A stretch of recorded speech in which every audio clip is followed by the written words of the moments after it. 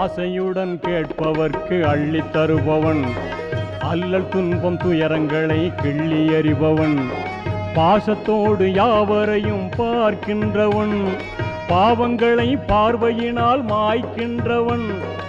அல்லல் படும் மாந்தர்களே அயராதீர்கள், அல்லாவின் பேரருளை நம்பி நில்லுங்கள், அவனிடத்தில் குறையனைத்தும் சொல்லி காட்டுங்கள், அன்பு நோக்கு தருகவென்று அழுது கேளுங்கள், இறைவனிடம் கையேந்துங்கள், அவன் இல்லை என்று சொல்லுவதில்லை.